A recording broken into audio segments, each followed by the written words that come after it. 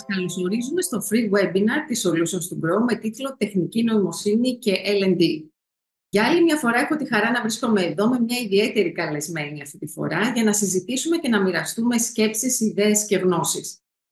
Θέλουμε να τα μοιραστούμε όλα μαζί σας, αλλά και εσείς θέλουμε να μοιραστείτε τα πάντα μαζί μας. Άρα τι περιμένουμε από εσάς? Θα θέλαμε να συμμετέχετε κι εσείς, γράφοντας την άποψή σας, τα σχόλια, τις προτάσεις και τις ιδέες σας στο chat.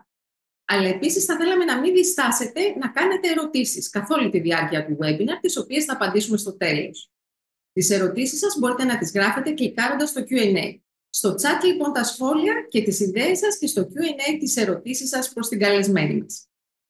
Σήμερα το θέμα μας είναι τεχνητή νοημοσύνη και L&D, Learning and Development, εκπαίδευση και ανάπτυξη ανθρώπινου δυναμικού.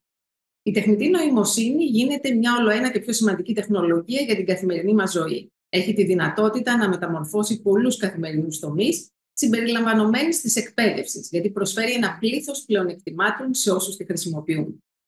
Ωστόσο, η εφαρμογή των εργαλείων τεχνητής νοημοσύνης στην εκπαίδευση, όπως και σε όλους τους τομείς εξάλλου, δεν είναι μια απλή υπόθεση, αλλά έρχεται με μια σειρά προκλήσεων και δημιουργεί ερωτήματα και ανησυχίες.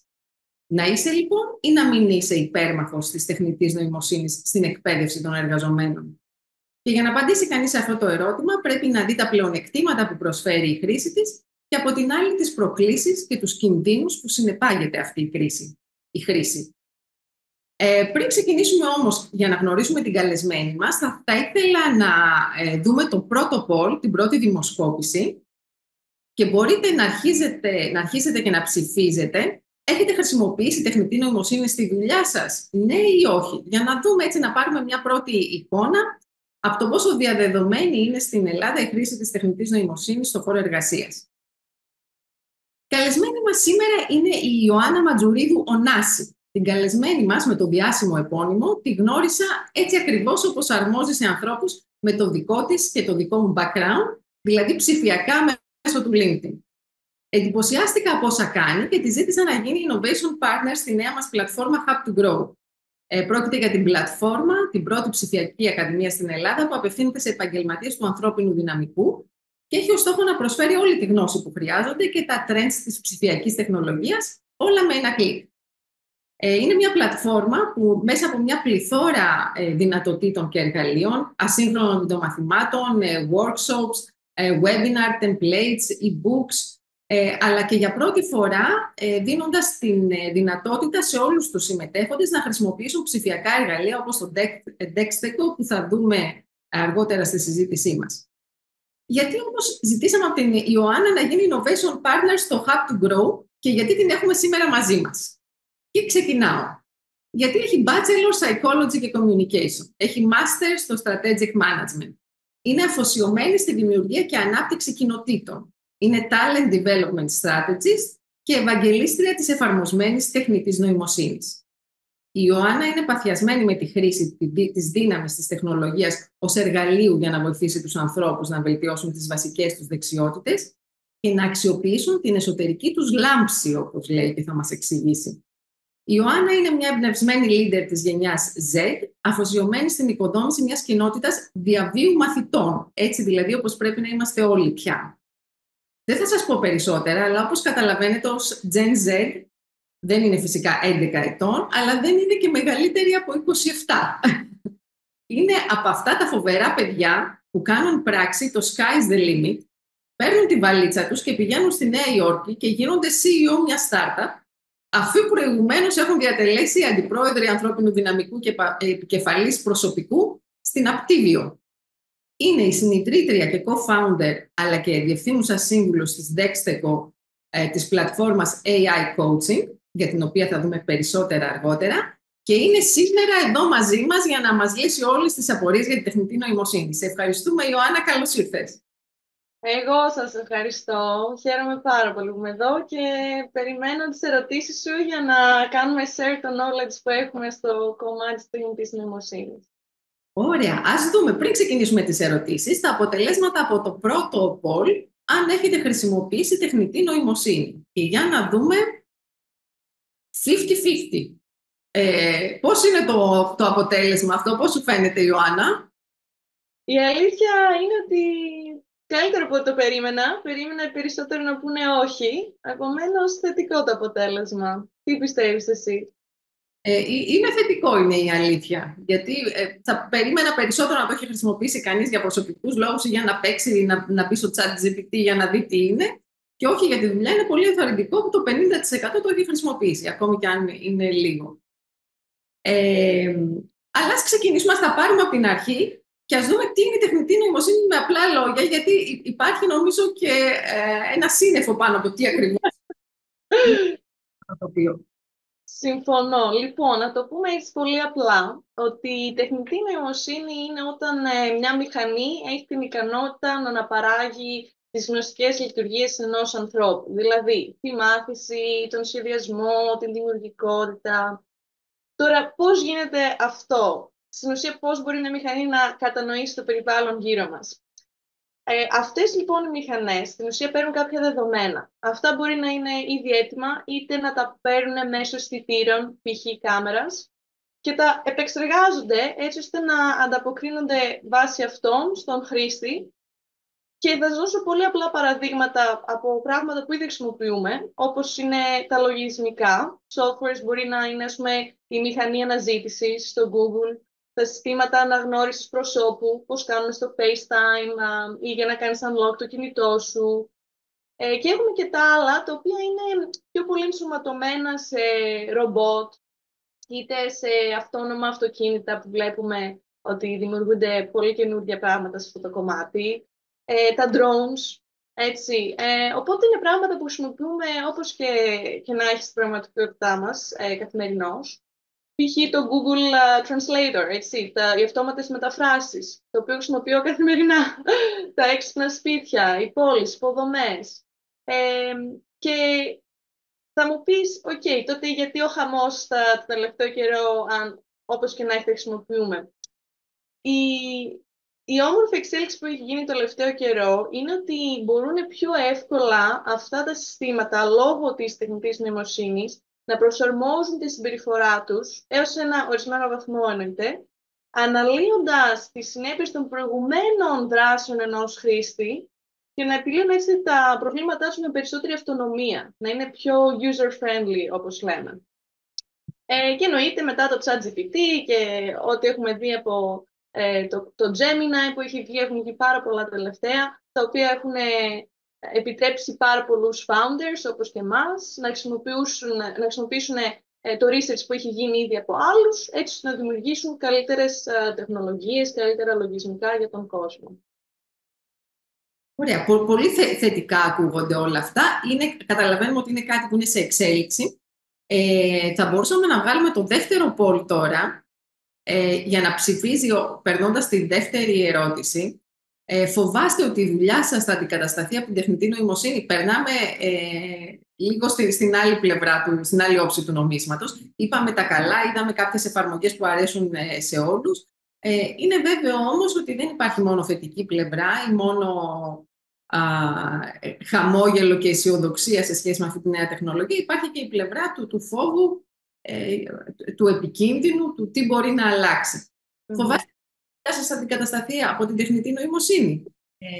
Μπορείτε να ψηφίσετε μέχρι να μας πει η Ιωάννα αν υπάρχει λόγος ανησυχίας γενικά και πέρα από αυτό. Ποια είναι η άποψή σου σχετικά με τις προκλήσεις που συνεπάγεται η χρήση αυτής της νέας τεχνολογίας, όπως ανησυχίες για το απόρριτο των δεδομένων, για την ιδιοκτησία των δεδομένων, την έλλειψη εμπιστοσύνης σχετικά με τα αποτελέσματα που παρέχουν αυτά τα εργαλεία, την έλλειψη κριτικής σκέψης και ενσυναίσθησης στην όλη διαδικασία.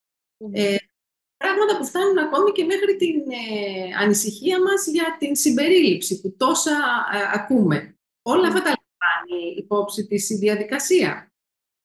Κοίτα, σίγουρα υπάρχει ανησυχία σε διάφορα κομμάτια όσον αφορά την τεχνητή νοημοσύνη, αλλά αυτό που θέλω να τονίσω είναι ότι για πρώτη φορά βλέπουμε ότι υπάρχει αυτή η συζήτηση και αυτή η πρόνοια before the fact. Δηλαδή, συνήθως, αν κοιτάξεις historically, έχουμε κάνει διάφορα πράγματα με τεχνολογία και μετά ξυπνάμε άνθρωποι και λέμε για να δούμε πώς θα το σώσουμε τώρα που κάναμε και κάτι κακό. Ενώ θεωρώ ότι τώρα είμαστε σε πολύ καλύτερο σημείο και βλέπεις καθημερινώς να υπάρχουν developments, δηλαδή υπάρχουν lobbies που προσπαθούν να κάνουν ό,τι μπορούν, έτσι ώστε ας πούμε, οι journalists και οι άνθρωποι που έχουν δημιουργήσει content στο ίντερνετ, το οποίο μετά παίρνει, και παίρνει με το ChatGPT και το βλέπεις να χρησιμοποιείται αλλού, προσπαθούν να φροντίσουν για όλους αυτούς τους content creators να πληρωθούν, να πάρουν τα rights τους. Βλέπεις περισσότερες θέσεις που λέγονται ethics in AI, έτσι έχουμε όλους αυτούς τους experts τώρα που βγαίνουν σε αυτό το κομμάτι. Επομένως, θεωρώ ότι παίρνουμε τα σωστά βήματα, έτσι ώστε όλοι αυτοί οι φόβοι και ανησυχίες να μην υπάρχουν στο μέλλον.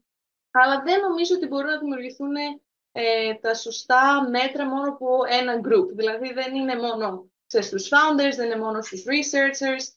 Είναι ένα, θα έλεγα, δύσκολο κομμάτι, γιατί θέλει πάρα πολύ collaboration μεταξύ του government, διάφορων φορέων. Οπότε θα δούμε πώς θα εξελιχθεί. Ακόμα είναι πάρα πολύ νωρίς. Αλλά το καλό είναι ότι αυτό που παρακολουθώ εγώ όταν μιλάω με διάφορους ανθρώπους στον χώρο, είναι ότι οι φοβίες αυτές δεν είναι τόσο για πράγματα που έχουν ήδη γίνει, όσο για το τι μπορεί να γίνει. Και άμα δημιουργούμε αυτό το mindset, ξέρεις ότι σε 20 χρόνια τα ρομπότ θα έρθουν να μας σκοτώσουν και να μας πάρουν δουλειές κλπ. Προφανώς θα υπάρχει πολύ στρες στην κοινωνία, το οποίο θα επηρεάσει το πώς θα χρησιμοποιούν αυτά τα νέα tools. Αλλά άμα αλλάξουμε αυτό το mindset και δούμε, τι υπάρχει ήδη, πώς μπορούμε να επηρεάσουμε το roadmap ως καταναλωτές, γιατί at the end of the day η δύναμη είναι σε αυτούς που αγοράζουν, όχι αυτούς που φτιάχνουν, πιστεύω ότι θα πάνε τα πράγματα πολύ καλά.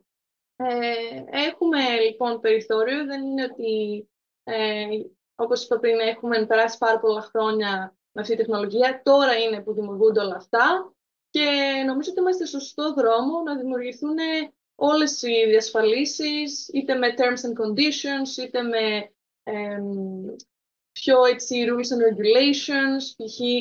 ένα απλό παράδειγμα είναι όπως αν έχεις ένα application που πρέπει να μπει στο Apple Store, πρέπει να τηρείς κάποιες προϋποθέσεις. Αυτές μπορεί να γίνουν πιο αυστηρές όσον αφορά τεχνητή νοημοσύνη. Άρα η τεχνητή νοημοσύνη ούτως ή άλλως είναι κάτι που είναι σε εξέλιξη. Το ακούμε εδώ και παραπάνω από μια δεκαετία, χωρίς όμως να το χρησιμοποιούμε. Τώρα νομίζω ότι μπαίνουμε στη φάση πραγματικά που έχουμε αρχίσει να χρησιμοποιούμε ευρέως μαζικά και τα 2 με 5 επόμενα χρόνια θα είναι τα κρίσιμα του μεγάλου boom και της φοβερής ανάπτυξης που θα έχει. Άρα, όπως οτιδήποτε, η σωστή χρήση μπορεί να το κάνει ένα πετυχημένο και πάρα πολύ βοηθητικό εργαλείο. Η κακή χρήση στο χέρι μας είναι, άρα, όπως σε όλα τα πράγματα. Να δούμε το αποτέλεσμα του πρώτου πόλου σε σχέση με τις θέσεις εργασίας και το αν φοβάται ο κόσμος. Είναι ενθαρρυντικό γιατί το 1/3 μόνο φοβάται, τα 2/3 αισθάνονται ασφάλεια. Πώς το σχολιάζεις αυτό? Χαίρομαι, αλήθεια είναι, χαίρομαι πολύ και αυτό δείχνει ότι έχουν χρησιμοποιήσει προηγουμένως κάτι σχετικό με τεχνητή νοημοσύνη, διότι συνήθως όταν δεν έχεις χρησιμοποιήσει φοβάσαι, αλλά όταν έχεις καταλάβει πώς μπορεί να βοηθήσει τη δουλειά σου καθημερινώς, τότε αναγκαστικά λες, ναι, σίγουρα ακόμα χρειάζεται ο άνθρωπος στο loop, δεν μπορεί η τεχνολογία αυτή τώρα τουλάχιστον να τα κάνει όλα μόνη της, αλλά μπορεί να μας βοηθήσει εμάς πάρα πολύ στο να γλιτώνουμε χρόνο από διάφορες διαδικασίες, ειδικά επαναλαμβανόμενες, και να χρησιμοποιούμε το μυαλό μας για πράγματα που όντως μόνο εμείς μπορούμε να κάνουμε. Είπες κάτι πολύ σημαντικό, δεν μπορεί να τα κάνει όλα μόνη της και ίσως αυτή είναι η ειδοποιώς διαφορά και αυτό είναι το κομμάτι που μας διασφαλίζει ότι δεν θα χαθούν δουλειές, απλώς θα γίνουν κάποια πράγματα καλύτερα και πιο αποδοτικά. Είναι σαν την εποχή που είχε βρεθεί το κομπιουτεράκι που μπορούσε να κάνει πράξεις πιο γρήγορα. Οι λογιστές ακόμη υπάρχουν. Ακριβώς. Καταστάθηκαν οι θέσεις εργασίας. Αντίστοιχα συμβαίνει με πολλά πράγματα, με πολλές τεχνολογίες που μας βοήθησαν, με τα ERP, πολύ πιο εξελιγμένα εργαλεία. Επίσης συνέχισαν να υπάρχουν οι λογιστές, δεν έχει εξαλειφθεί η θέση. Άρα περισσότερο πρέπει πραγματικά να φύγουμε από αυτή τη σκέψη και την ιδέα ότι θα χαθούν θέσεις εργασίας και να δούμε πώς μπορούμε να κάνουμε τη δουλειά μας πιο αποδοτική χρησιμοποιώντας αυτά τα εργαλεία, ώστε να γίνουμε καλύτεροι. Και σε αυτό τώρα το κομμάτι είναι που θα μπούμε, γιατί τους περισσότερους που βρίσκονται σήμερα σε αυτό το webinar, φαντάζομαι ότι τους ενδιαφέρει το πώς μπορεί να βοηθήσει η τεχνητή νοημοσύνη, συγκεκριμένα τα τμήματα HR και ειδικά L&D, στο να κάνουν καλύτερα τη δουλειά τους και να βοηθούν τους ανθρώπους να αναπτύξουν τα ταλέντα τους και τα skills τους. Πριν μας δώσεις την απάντηση σε αυτό, να τρέξουμε και το τρίτο poll για να έχει ο κόσμος την δυνατότητα να απαντήσει καθ' όλη τη διάρκεια. Πώς πιστεύετε ότι η τεχνητή νοημοσύνη θα επηρεάσει τη λειτουργία των τμήματων εκπαίδευσης και ανάπτυξης, τα τμήματα L&D, μέσα στις επιχειρήσεις? Πρέπει να δώσετε μία απάντηση, ποια θεωρείτε πιο σημαντική. Θα δώσει περισσότερο χρόνο για στρατηγική σε θέματα εκπαίδευσης και ανάπτυξης. Θα έχουν τα τμήματα L&D περισσότερο χρόνο να αφιερώσουν στη στρατηγική, που είναι και το σημαντικότερο, περισσότερος χρόνος για δημιουργική δουλειά, αυτοματισμός των βασικών θεμάτων του τμήματος L&D, φόβος αντικατάστασης θέσεων εργασίας, ή δεν πιστεύετε ότι η τεχνητή νοημοσύνη θα επηρεάσει σε οτιδήποτε τη λειτουργία των τμήματων L&D? Είναι και αυτό μία άποψη. Όσο λοιπόν ψηφίζετε εσείς, που θα θέλαμε να ψηφίσετε άμεσα, γιατί είναι πολύ σημαντικό να ξέρουμε τη γνώμη σας, Ιωάννα, πες μας πρακτικά και με τις δικές σου γνώσεις πώς θα μπορούσε να βοηθήσει η τεχνητή νοημοσύνη τα τμήματα L&D. Αρχικά να πω ότι διάβαζα ένα study προηγουμένως που έλεγε ότι 76% των ηγετών του ανθρώπινου δυναμικού ήδη ανησυχούν ότι αν οι εταιρείες τους δεν κάνουν κάτι για να κάνουν incorporate το AI στις καθημερινότητες και κυρίως όταν κάνουν hiring και development, πιστεύουν ότι στα επόμενα 2 χρόνια θα μείνουν πάρα πολύ πίσω. Επομένως, δεν υπάρχει μόνο ο φόβος από το ότι θα αντικαταστήσει το τι κάνουν, υπάρχει ότι θα υπάρχει εταιρεία μας αν δεν κάνουμε κάτι γι' αυτό. Αυτό που θα έλεγα για το πώς στην ουσία μπορεί να επηρεάσει θετικά την καθημερινότητα είναι ότι μπορεί να αυτοματοποιήσει πάρα πολλές εργασίες ρουτίνας. Μπορεί να ταξινομήσει βουνά από δεδομένα και επίσης να μας αποκαλύψει διάφορες τάσεις των εργαζομένων, έτσι, όπως ποιο είναι το culture το οποίο θα θέλανε να έχουν και πόσο διαφέρει το σημερινό culture μας από αυτό. Θα μπορεί να δημιουργεί εταιρικές πολιτικές, θα μπορεί να μας βοηθήσει στο performance management και κυρίως να μας πει πότε είναι η σωστή στιγμή να κάνουμε hire, πότε πρέπει να κάνουμε κάποιον promote. Αλλά γενικότερα θεωρώ ότι είναι πάρα πολύ σημαντικό να καταλάβουμε το bigger picture, το οποίο τι είναι, ότι από τη στιγμή που ένα πολύ μεγάλο ποσοστό των δουλειών που κάνουμε θα γίνει αυτόματα, μας δίνει πάρα πολύ χρόνο να σκεφτούμε πιο σημαντικά πράγματα. Όπως είναι τι θα πει ηγεσία, τι θα πει συνεργασία, τι θα πει επικοινωνία, πώς πρέπει να δημιουργηθεί το structure της κοινωνίας έτσι ώστε να αναπτυχθούν αυτά τα χαρακτηριστικά. Πιστεύω ότι αν δεν μπορεί κάποιος να φανταστεί ένα παράδειγμα, θα σας δώσω αυτό του talent manager, ο οποίος τι πρέπει να κάνει αυτή τη στιγμή άμα θέλει να βρει καινούργιο ταλέντο? Πρέπει να δημιουργήσει ένα job post, πρέπει να το στείλει σε διάφορα site, έτσι πρέπει να πάρει διάφορα applications, να τα επεξεργαστεί, να καταλάβει ποιους θέλει να στείλει για interviews, να πάρει μετά από αυτό το process feedback, να το στείλει σε άλλα μέλη της εταιρείας, να δημιουργήσει offers, να κάνει negotiate. Δηλαδή, έχουμε μια διαδικασία με πάρα πολλά steps, τα οποία μπορούν να γίνουν ένα, γιατί μπορεί αυτός ο talent acquisition manager, ας πούμε, να χρησιμοποιήσει ένα AI agent, το οποίο μόνο του δημιουργεί το job post, το στέλνει, κάνει τα interviews, στέλνει feedback back και κάνει και suggest, το οποίο είναι πολύ σημαντικό, γιατί στην ουσία έχει κάνει μόνο ένα compilation of data, κάνει και το analysis και μετά μας δίνει εμάς το πιο σημαντικό κομμάτι, να αποφασίσουμε σε ποιον όντως θέλουμε να προχωρήσουμε με ένα offer. Και νομίζω εκεί είναι που ο άνθρωπος είναι απαραίτητος, γιατί όσο empathy και να έχει αυτός ο AI agent, διαφορετικά το καταλαβαίνει ένας άνθρωπος όταν μιλάει με έναν άλλον και καταλαβαίνει και πόσο καλά μπορεί να κάνει fitting στο culture αυτής της εταιρείας. Και αυτό θα μας βοηθήσει να κάνουμε πολύ γρήγορα όλα αυτά και να κάνουμε αυτό που πραγματικά θέλουμε, γιατί γι' αυτό οι περισσότεροι talent leaders έρχονται σε αυτό το κομμάτι, είναι για να βοηθήσουν άλλους ανθρώπους, να κάνουν strong relationships με άλλους ανθρώπους. Και δυστυχώς μέσα στη μέρα είναι χωμένοι σε χαρτιά και emails και δεν μπορούν να κάνουν αυτό που πραγματικά θέλουν. Θα αφήσει δηλαδή χρόνο και χώρο για πιο ποιοτική δουλειά, για πιο πραγματικά intellectual δουλειά, αυτό που πραγματικά έχει τη δύναμη να κάνει μόνο ο άνθρωπος. Σε σχέση με όλα αυτά που μπορεί να κάνει η τεχνητή νοημοσύνη σήμερα στα τμήματα HR και L&D, πρακτικά, εφαρμόσιμα, ποια πιστεύεις ότι είναι τα πιο σημαντικά?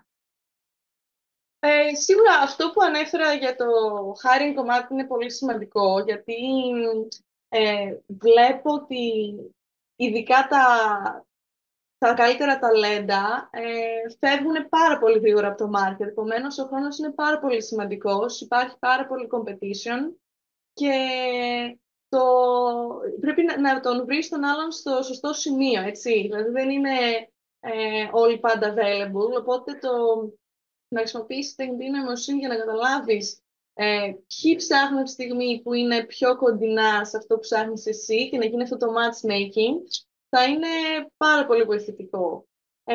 Επίσης, υπάρχει πολύ μεγάλη βελτίωση στο κομμάτι του collaboration, γιατί τώρα, ειδικά που περισσότερες ομάδες είναι remote, και το ξέρεις και εσύ πολύ καλά που έχεις δουλέψει τόσα χρόνια remote, δυσκολεύονται πολλές εταιρείες να δημιουργήσουν employee engagement. Επίσης, δεν υπάρχει trust, δηλαδή πολλές φορές μιλάω με διάφορους CEOs, οι οποίοι μου λένε δεν ξέρω αν ο X, ας πούμε, δουλεύει, είναι στο γκαζόν και παίζει με το σκύλο του. Και όλα αυτά λοιπόν που δημιουργούνται, ειδικά μετά από το COVID, αυτές οι ανησυχίες και το στρες που υπάρχει γενικότερα στη δουλειά, νομίζω μπορούν να λυθούν με τη χρήση της τεχνητής νοημοσύνης, γιατί μπορείς να δημιουργήσεις έτσι environments τα οποία επικοινωνούν όλοι μεταξύ τους πιο γρήγορα, πιο effectively και πιο fun. Νομίζω αυτό το κομμάτι λείπει. Το ότι πλέον μιλάς σε κάποιον και λέει πω πρέπει να πάω δουλειά κτλ. Το οποίο είναι ό,τι χειρότερο, έτσι. Δηλαδή πώς μπορείς να κάνεις ένα environment το οποίο οι άνθρωποι θέλουν και χαίρονται να δουλεύουν. Μπορείς να το κάνεις μόνο όταν υπάρχει σωστό match. Δηλαδή, όντως, τους αρέσει τη δουλειά, έχουν αυτά τα skills για αυτή τη δουλειά, υπάρχει το σωστό culture και σε όλα αυτά το in-between μπορεί να βοηθήσει το AI. Το άλλο σημαντικό το οποίο σχετίζεται με το τι κάνουμε εμείς στο Dextego είναι να δημιουργηθούν αυτά τα interpersonal skills, έτσι ώστε ακόμα και αν είσαι engineer, έτσι, δεν σου λέω να είναι απαραίτητα κάποιος στο κομμάτι του sales ή του marketing, να μπορεί και αυτός ή αυτή να έχει το εξίσου level of communication skills και να μπορεί να υπάρχει καλή επικοινωνία μεταξύ όλων. Δυστυχώς στο remote world είναι πολύ πιο εύκολο να δημιουργηθούν silos. Δηλαδή δεν είναι όλοι στο ίδιο page, δεν ξέρουν όλοι πού πάει η εταιρεία, ποιοι είναι οι στόχοι μας για ας πούμε, αυτή τη εβδομάδα, αυτό το μήνα. Και δημιουργούνται έτσι μικρότερες ομάδες και χάνεται η μπάλα. Αυτό θεωρώ ότι είναι κάτι το οποίο δυσκολεύονται πάρα πολλοί HR leaders να λύσουν. Γιατί συνήθως υπάρχουν ένα-δυο για εκατοντάδες employees. Οπότε και αυτοί τι να πρωτοκάνουν, έτσι. Και το ενδιαφέρον από αυτά που μας λες είναι ότι ουσιαστικά η τεχνητή νοημοσύνη μπορεί να μας βοηθήσει να γίνουμε ακόμα καλύτεροι σε αυτό που είμαστε σαν άνθρωποι, δηλαδή στα soft skills μας, σε αυτό που διαθέτουν οι μηχανές. Είναι πάρα πολύ θετικά όλα αυτά. Να δούμε και την γνώμη που έχει ο κόσμος σε σχέση με το πώς μπορεί να βοηθήσει η τεχνητή νοημοσύνη. Τα δύο κυρίαρχα, λοιπόν, το πρώτο είναι ο αυτοματισμός των βασικών θεμάτων που έχουν, άρα σε θέματα αυτοματισμού και περισσότερος χρόνος για στρατηγική σε θέματα εκπαίδευσης και ανάπτυξης. Σε πρώτη φάση βλέπουμε λοιπόν ότι είναι ξεκάθαρο, η άποψη του κοινού είναι ξεκάθαρη στο ότι μπορεί να βοηθήσει θετικά η τεχνητή νοημοσύνη. Τα δύο αρνητικά δεν αναφέρθηκαν εδώ, άρα είναι ξεκάθαρο ότι είναι κάτι θετικό. Η Ιωάννα, πιστεύεις ότι ο λόγος που δόθηκαν έτσι οι απαντήσεις, ότι το πρώτο κομμάτι στο οποίο μπορεί να βοηθήσει είναι ο αυτοματισμός, συνάδει ίσως και με τον τρόπο που αναπτύσσεται αυτή η τεχνολογία, ότι το πρώτο που κάνει για να μας βοηθήσει και το κάνει καλά είναι ο αυτοματισμός διαδικασιών και στη συνέχεια έπονται όλα τα υπόλοιπα? Σίγουρα, γενικότερα οι επικριτές της τεχνητής νοημοσύνης ισχυρίζονται ότι η τεχνολογία απανθρωπεί τις σχέσεις, έτσι, και ότι δεν ενθαρρύνει την ανθρώπινη αλληλεπίδραση. Αλλά όταν πρακτικά βλέπεις πως χρησιμοποιώντας τις έχεις περισσότερο χρόνο και μπορείς να μιλήσεις με τους ανθρώπους, μπορείς να τους βοηθήσεις καλύτερα, γιατί έχεις ένα data-driven approach, το οποίο έχει δημιουργηθεί από την τεχνητή νοημοσύνη, το βλέπεις αλλιώς. Δηλαδή, δες και στο παρελθόν πάντα η αυτοματοποίηση έχει δημιουργήσει πολλές αλλαγές, αλλά προς το καλύτερο. Και σίγουρα είμαστε σε ένα inflection point, όπως το λέω, δηλαδή είμαστε σε ένα σημείο πραγματικά περίεργο. Και υπάρχει ένα saying έτσι που λέει ότι όταν νιώθεις έτσι awkward, περίεργα, είναι επειδή μαθαίνεις. Οπότε είναι πολύ καλό σαν σημάδι το ότι είμαστε όλοι σε μια περίεργη κατάσταση. Και γιατί γίνεται αυτό? Γιατί αυτή η αυτοματοποίηση έχει κατεβάσει πολύ τα κόστη. Επομένως, λέει ένας εργοδότης, γιατί να πληρώνω τον 40-50 που πρέπει να τον πληρώνω πολύ περισσότερο από ό,τι με έναν 20χρονο, όταν μπορώ να το κάνω replace με ένα 20χρονο plus κάτι AI related για να γίνει τη δουλειά. Και στην ουσία τι βλέπεις τώρα? Βλέπεις ότι πάρα πολλοί άνθρωποι γίνονται laid off και ξεκινάνε κάτι καινούργιο δικό τους, γιατί πρέπει και αυτοί να φάνε, πρέπει να κάνουν κάτι. Έχουν όρεξη, έχουν γνώσεις, οπότε γίνονται consultants, γίνονται entrepreneurs. Και στην ουσία η ερώτηση μετά είναι ποιος θα μείνει στο market, ποιος είναι αυτός που θα αγοράζει όλα αυτά τα services και όλα αυτά τα λογισμικά. Αλλά δυστυχώς, αν δεν γίνει κάτι σε παγκόσμιους effort να βοηθήσουν όλους αυτούς τους ανθρώπους οι οποίοι θα μείνουν χωρίς δουλειά. Γιατί ενώ πάντα λέω ότι το AI itself δεν είναι αυτό που θα σε κάνει να χάσει τη δουλειά σου, έτσι, είναι η αλλαγή στον κόσμο όλο, το restructuring of society, το restructuring of the future of work, το οποίο δεν θα κάνει make sense να σε κάνει κάποιος hire λόγω κόστη. Γιατί at the end of the day, οι εταιρείες είναι about profit. Οπότε, δυστυχώς, αν αυτοί οι άνθρωποι δεν εξελιχθούν, δεν μάθουν να χρησιμοποιούν το AI ή δεν δημιουργούν κάτι το τελείως διαφορετικό, έτσι ώστε να υπάρχει demand, θα μείνουν χωρίς δουλειά όντως. Και θεωρώ ότι είναι το responsibility πραγματικά των χωρών να κάνουν κάτι γι' αυτό. Εγώ είμαι full υπέρ του ας πούμε global income, να έχουμε όλοι ένα expo show, γιατί θεωρώ ότι αυτό θα βοηθήσει πάρα πολύ στην δημιουργικότητα των νέων businesses. Δηλαδή, από τη στιγμή που εγώ είμαι σαν founder, θεωρώ ότι το environment, ειδικά στην Αμερική, δεν είναι beneficial για να αρχίσει μια εταιρεία. Δηλαδή, δεν είναι όπως στη Γαλλία που παίρνεις, ας πούμε, loans από το government ή κάποιο support και έχεις, ας πούμε, να ζήσεις για να είσαι δημιουργικός. Έτσι. Εδώ καμία σχέση. Και επειδή θεωρώ ότι το environment γενικώς δεν είναι sustainable, δεν γίνεται οι άνθρωποι δεν έχουμε δημιουργηθεί για τόσο stress, τόση δουλειά, για burnout. Βλέπεις τώρα ότι πάρα πολλοί talent leaders λοιπόν έχουν φτάσει σε αυτό το σημείο μετά από τα 4 χρόνια με COVID, με τα layoffs κτλ. Και αν αυτοί οι άνθρωποι που είναι στη δουλειά όπως ας πούμε ένας καθηγητής που επηρεάζει τόσες γενιές, εσύ, εγώ θεωρώ ότι ο talent leader επηρεάζει τόσους ανθρώπους, γιατί αυτοί οι εργάτες μετά επηρεάσουν την οικογένειά τους κτλ. Οπότε έχει τεράστια ευθύνη. Αν αυτή είναι burnout, then it's over. Και το rest of the organization είναι burnout as a result.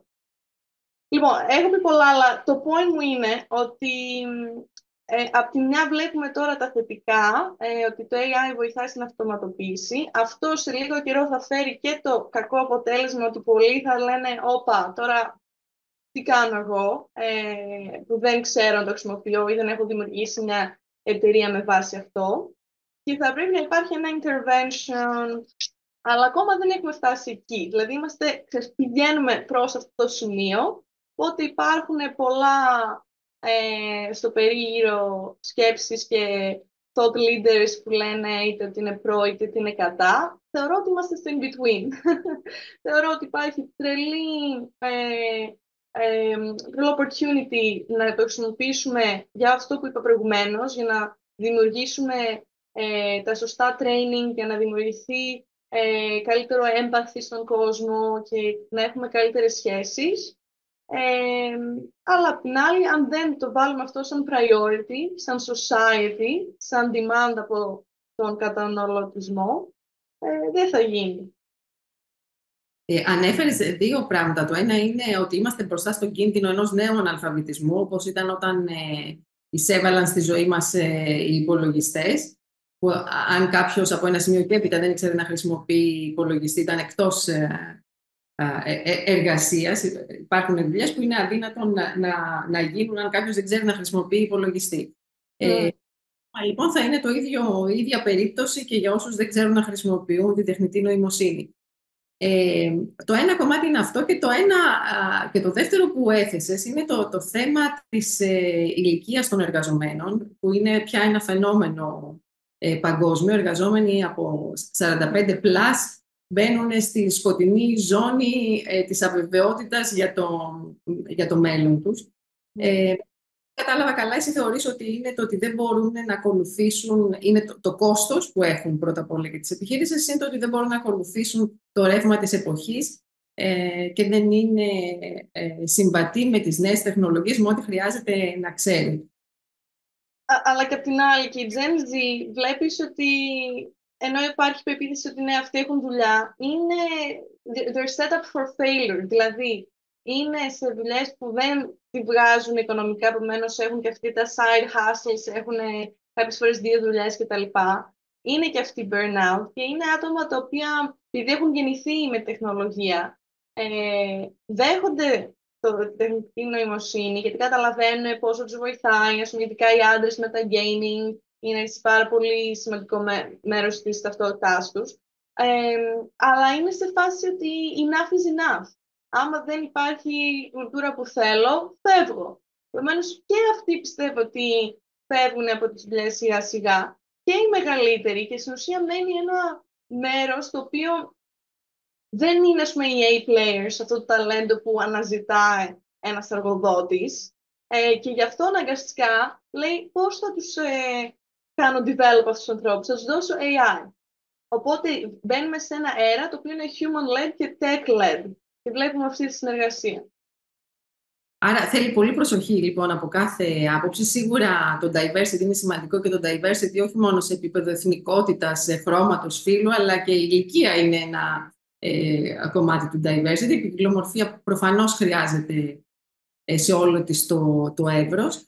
Και η τεχνητή νοημοσύνη μπορεί να μας βοηθήσει και να καλύψουμε αυτή την ποικιλομορφία, να διασφαλίσουμε ότι υπάρχει ποικιλομορφία που χρειάζεται έτσι, αυτοματοποιημένα και χωρίς να χάνουμε χρόνο για να δούμε αν υπάρχει ποικιλομορφία που χρειαζόμαστε στο χώρο εργασίας και πώς θα αναπτύξουμε τα ταλέντα που ήδη έχουμε, τους ανθρώπους που ήδη έχουμε και πώς θα τους κρατήσουμε κιόλα, γιατί αν ξέρουμε να τους αναπτύσσουμε σωστά θα θέλουν και να μείνουν μαζί μας. Και αυτό είναι κάτι που κάνει το δικό σας προϊόν, η δική σας υπηρεσία, Ιωάννα. Θέλεις να μας πεις μερικά πράγματα, γιατί θα ακολουθήσει ένα webinar ειδικά για αυτή την υπηρεσία, για το προϊόν της Ιωάννας. Πες μας όμως μερικά πράγματα έτσι, σε γενικές γραμμές για το τι κάνει το DETEX. Εννοείται. Γενικώς στο market βλέπεις υπάρχουν οι executive coaches, έτσι, αυτοί είναι άνθρωποι coaches, οι οποίοι συνήθως πάνε στο C-suite, θα πάνε σε μεγάλα στελέχη, γιατί είναι ακριβή, γιατί μιλάνε για πιο στρατηγικά κομμάτια. Αλλά έχοντας πει όλα αυτά που είπαμε προηγουμένως, το πιο σημαντικό είναι να υποστηρίξεις και τους νέους, να υποστηρίξεις ανθρώπους που είναι entry-level, mid-level και δεν έχουν access σε κάποιον human coach. Αυτοί λοιπόν είναι οι άνθρωποι στους οποίους εμείς δίνουμε το προϊόν μας, γιατί πραγματικά θέλουν να κάνουν develop, δεν ξέρουν πώς, δεν μπορούν και τα λογισμικά που ήδη έχουν δεν είναι enough, δηλαδή δεν έχουν το level of personalization που χρειάζεται, ειδικά για να μάθεις τέτοια soft skills όπως είναι η επικοινωνία, η ηγεσία, διότι πρέπει να μπει σε ένα experiential learning, δηλαδή να βάλεις τον εαυτό σου να σκεφτεί τι θα έκανε σε συγκεκριμένα scenarios, να καταλάβεις πραγματικά, να σκεφτείς, όχι απλά να διαβάσεις ή να δεις ένα βίντεο. Αυτό δεν κάνει κάτι. Ενώ είναι σημαντικό δηλαδή και αυτό για να υπάρχει κάπου που μπορείς να καταλάβεις τα βασικά. Αν δεν το κάνεις μόνος σου, δεν υπάρχει impact στη γνώση σου. Επομένως, τι κάνουμε, δημιουργούμε ένα έτσι safe space για τον χρήστη που μπορεί να κάνει practice αυτά τα διαφορετικά scenarios με βάση τον ρόλο του και μετά με βάση το πώς απαντάει, ο AI coach βλέπει τα χαρακτηριστικά του προσώπου του, το τόνο της φωνής του, διάφορα πώς μιλάει και καταλαβαίνει τι έχει κάνει καλά και τι μπορεί να βελτιώσει. Και με βάση αυτό over time δημιουργεί ένα profile το οποίο του λέει σε τι soft skills είναι καλό, σε τι μπορεί να βελτιωθεί και πώς αυτό επηρεάζει τη δουλειά του. Έτσι ώστε όταν ας πούμε ένας manager το δει αυτό και κάνει μια συζήτηση, να έχει τα data, να μπορεί λοιπόν να έχει πιο γνώση στο τι γίνεται με αυτόν τον άνθρωπο, πού μπορεί να τον βοηθήσει και πώς μπορεί να βοηθήσει και καλύτερα τον υπόλοιπο χώρο εργασίας, δηλαδή σε τι ομάδα να τον βάλει, σε τι project να τον αναθέσει. Και όπως ανέφερες προηγουμένως, το whole point είναι ότι μπορείς με αυτό να κάνεις και attract, γιατί μπορείς να το έχεις σαν benefit, έτσι, γιατί πλέον δεν είναι σημαντικό μόνο τι μισθό δίνεις, αλλά και τι άλλο προσφέρεις πέρα από αυτό. Και βοηθάει internally στο να κάνουν όλοι καλύτερα communicate και collaborate. Και έτσι λοιπόν τους δίνει ένα extra reason to stay και έτσι λοιπόν βοηθάμε με το retention. Αυτά πάνω θα κρατήσω τα υπόλοιπα για το webinar που θα κάνουμε σε αυτό το topic. Το σημαντικό κέρδος για τους εργαζόμενους είναι ότι είναι πολύ σημαντικό να είναι σε επιχειρήσεις που τους δίνουν τη δυνατότητα να αναπτυχθούν, γιατί είναι το μοναδικό πράγμα που διασφαλίζει τη βιωσιμότητά μας ως εργαζόμενους μέχρι το τέλος μέχρι και τη σύνταξή μας, αν θα υπάρχει σύνταξη, εν πάση περιπτώσει, το μέλλον. Αλλά η ανάπτυξη είναι κάτι που μας αφορά όλους, όπως και να έχει. Η Ιωάννα, θέλεις να μας λύσεις και μια απορία. Πώς ασχολήθηκες εσύ με την τεχνητή νοημοσύνη, πώς έγινε και ξεκίνησες. Λίγα λόγια για το πώς έφτασες εκεί που είσαι τώρα, στη Νέα Υόρκη δηλαδή. Ναι, βασικά στη Νέα Υόρκη μένω εδώ και 8 χρόνια τώρα. Είχα έρθει στην αρχή για σπουδές. Μετά, όπως είπες και εσύ πριν, δούλευα σε ένα άλλο startup που λέγεται Aptivio, το οποίο είναι B2B και αυτό SaaS software, το οποίο βασίζεται στο Revenue AI, δηλαδή βοηθάει sales teams να κάνουν increase το revenue. Πώς το κάνει αυτό? Χρησιμοποιώντας τεχνητή νοημοσύνη, καταλαβαίνει από το ίντερνετ και από το πώς κινούνται οι άνθρωποι, τι λένε στα social media κτλ. Ποιοι είναι οι potential αγοραστές. Οπότε, στην ουσία, σε βοηθάει να φτάσει σε αυτούς τους αγοραστές, αυτοματοποιώντας το outreach, δηλαδή να στέλνει LinkedIn μηνύματα, να στέλνει emails και να σε βοηθάει να δημιουργήσεις λοιπόν ένα funnel και να φτάσει σε revenue γρηγορότερα. Από εκεί λοιπόν άρχισε και έμαθα πάρα πολλά για το AI, αλλά και στον ρόλο μου σαν αντιπρόεδρος ανθρώπινου δυναμικού έκανα πάρα πολύ recruiting. Και κατάλαβα, επειδή μιλούσα με ανθρώπους από όλο τον κόσμο, πόσο σημαντικά είναι αυτά τα soft skills και πόσο δύσκολο είναι να τα αναπτύξουμε. Και επειδή έκανα ήδη πάρα πολύ research με διάφορους talent experts στο κομμάτι των stars, δηλαδή τους λεγόμενους high potential employees, με ενδιαφέρει πάρα πολύ και είδα το gap, αν θες, στο market.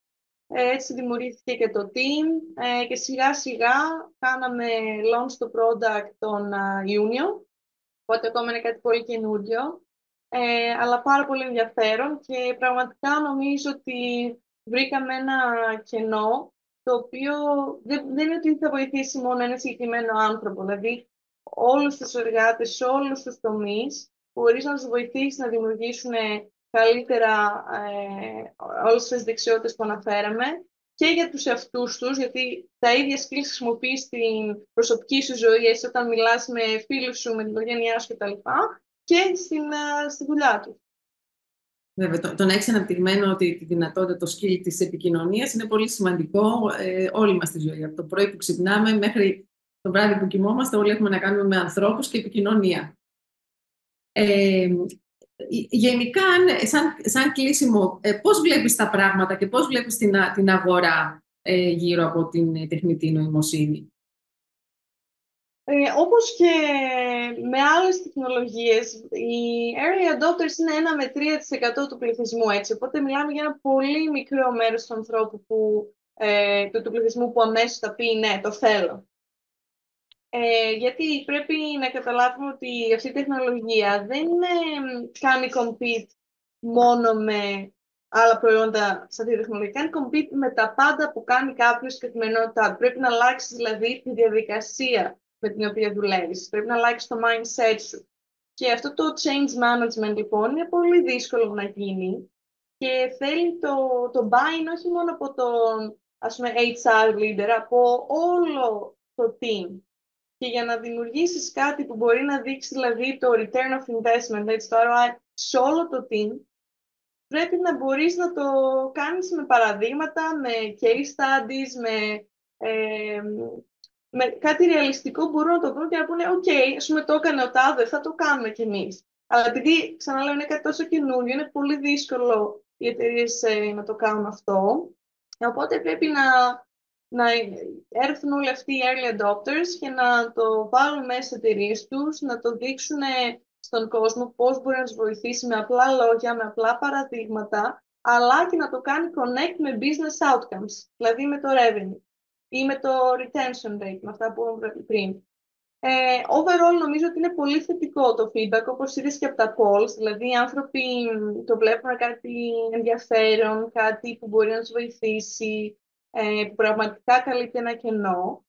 Απλά νομίζω πρέπει να τους το δείξεις. Δεν γίνεται αυτό το κομμάτι να είναι έτσι θεωρητικό. Είναι κάτι που πρέπει να πας να το δείξεις σε έναν εργαζόμενο, να του πεις «Κοίτα, αυτό μπορείς να το βάλεις σε αυτό το process και θα σου κάνει αυτό το καλό με βάση αυτά που χρειάζεσαι». Οπότε αυτό θεωρώ ότι είναι τώρα το πιο σημαντικό κομμάτι, να υπάρχουν παραδείγματα έξω, όχι μόνο θεωρίες και φόβοι για το τι θα κάνει η τεχνητή νοημοσύνη. Ότι μπορούν όλοι να δοκιμάσουν το δικό σας προϊόν μέσω της πλατφόρμας Hub to Grow, γιατί είναι δωρεάν η χρήση του και η δοκιμή του για όλους τους συμμετέχοντες στην Hub to Grow, για όλους τους ανθρώπους των τμήματων HR και L&D, που μπορούν να κάνουν ακριβώς αυτό που λες, να δοκιμάσουν ένα εργαλείο, να το καταλάβουν, γιατί αν δεν το δοκιμάσεις δεν μπορείς να καταλάβεις τι ακριβώς μπορεί να κάνει. Αν μπορούμε να τους βοηθήσουμε να πείσουν και τις διοικήσεις, γιατί οι decision makers και αυτοί που γκρίνουν τα budget είναι άνωθεν, αυτό που μπορούν να τους πούν είναι την έρευνα, τα αποτελέσματα της έρευνας της McKinsey, που λέει ότι η αύξηση της παραγωγικότητας υπολογίζεται να είναι από 2,5 μέχρι 4,5 τρισεκατομμύρια δολάρια χάρη στη χρήση της τεχνητής νοημοσύνης. Είναι εξαιρετικό. Ποιος θα υποφεληθεί λοιπόν από αυτό? Μπορούν όλοι να το αναφέρουν στη διοίκηση για να είναι μέρος των early adopters και να υποφεληθούν από αυτό το κέρδος. Ιωάννα, ποια είναι η δική σου συμβουλή για τα τμήματα? Τι θα ήθελες να πεις, έτσι, να κρατήσουν ως σημαντικό οι άνθρωποι των τμήματων L&D, κλείνοντας αυτό το webinar? Θέλω να πω ότι πραγματικά το πιστεύω ότι είναι η πιο σημαντική δουλειά σε όλη την εταιρεία. Το πίστευα πριν, το πιστεύω και τώρα, ότι είναι τρομερή ευκαιρία που υπάρχει να αναδειχθεί αυτός ο ρόλος ακόμα περισσότερο. Γι' αυτό στεναχωριέμαι όταν βλέπω άτομα που, όπως το πριν, είναι burnout και λένε «OK, να κάνω τη δικιά μου δουλειά ή κάτι άλλο», γιατί έχουν πραγματικά power μέσα στην εταιρεία να πούνε ότι έτσι θα γίνει το talent development από εδώ και πέρα, και οι employers, οι CEOs και αυτά το βλέπουν, γιατί ξέρουν ότι δεν μπορούν να κάνουν attract talent.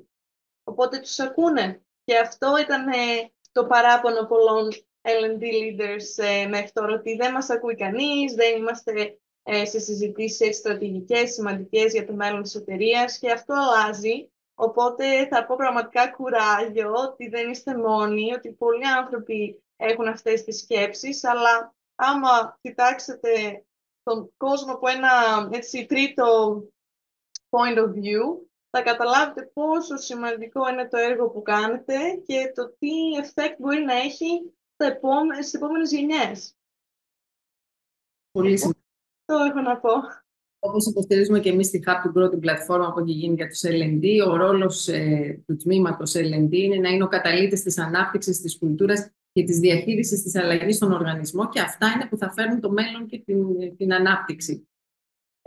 Ιωάννα, σε ευχαριστούμε που ήσουν σήμερα εδώ και μοιράστηκες τις γνώσεις σου μαζί μας. Να πούμε στον κόσμο ότι από την Παρασκευή μπορεί να δείτε βιντεοσκοπημένο το σημερινό webinar στο κανάλι της του Grow στο YouTube και να κάνετε εγγραφή για να μην χάσετε κανένα από τα επόμενα webinar. Θα χαρούμε να έχουμε το feedback σας και τις προτάσεις σας για επόμενα free webinars. Σας ευχαριστούμε που ήσασταν μαζί μας από όπου και αν μας παρακολουθούσατε, από το σπίτι ή από το γραφείο ή από τον δρόμο. Μην σταματάτε ποτέ να μοιράζεστε γνώσεις, ιδέες και εμπειρίες με τους ανθρώπους γύρω σας, και ως την επόμενη φορά να είστε αισιόδοξοι, περίεργοι και να τολμάτε να είστε πρωτοπόροι και να δοκιμάζετε. Σε ευχαριστούμε, Ιωάννα. Εγώ ευχαριστώ πολύ. Γεια σας.